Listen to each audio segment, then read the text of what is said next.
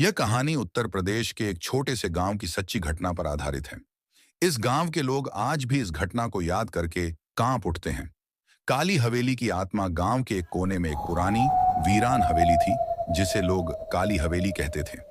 कहा जाता था कि इस हवेली में एक श्रापित आत्मा रहती है।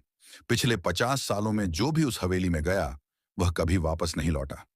हवेली के अंदर से रात के समय अजीब सी चीखें, हंसी और एक छोटी बच्ची के गाने की आवाजें आती थीं। एक दिन गांव के दो युवक, रमेश और विजय, जो अपनी शरारतों के लिए मशहूर थे, ने ठान लिया कि वे इस हवेली के रहस्य का पता लगाकर ही रहेंगे। गांव के बुजुर्गों ने उन्हें रोका, पर उन्होंने किसी की न सुनी। एक पूर्णिमा की रात दोनों मशालें लेकर हवेली में घुस गए। हवेली के अंदर का दृश्य बहुत डरावना था।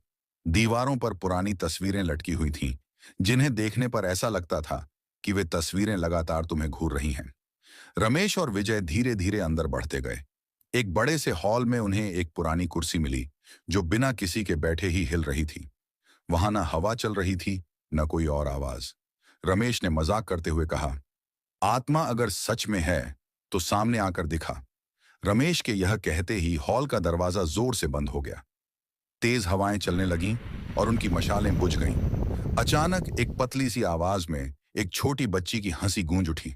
कौन है? विजय डरते हुए चिल्लाया। फिर एक आवाज आई, खेलने आए हो ना? अब यहां से कभी वापस नहीं जा पाओगे। उन्होंने मशालें फिर से जलाने की कोशिश की। जैसे ही रोशनी हुई, उन्होंने देखा कि एक छोटी बच्ची लाल फ्रिल वाली फ्रॉक पहने उन्हें घूर रही थी। उसकी आंखें बिल्कुल काली थीं और चेहरा ऐसे था जैसे किसी ने उस पर चाकू से वार किया हो। बच्ची ने अपना हाथ उठाया और उनकी मशालें फिर से बुझ गईं।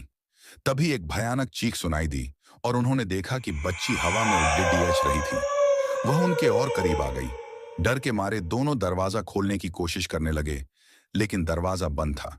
बच्ची ने हंसते हुए कहा, जो यहां आता है उसकी आत्मा मेरे साथ रहती है और शरीर यहीं सड़ता है।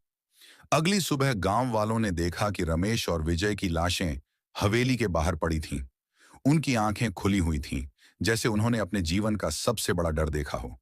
हवेली के अंदर से उनकी मशालें मिलीं, पर उनके जाने का कोई सुराग नहीं था। आज भी गांव के लोग काली हवेली के पास जाने की हिम्मत नहीं करते। रात में वहां से कभी कभी चीखने और हंसी की आवाजें आती हैं।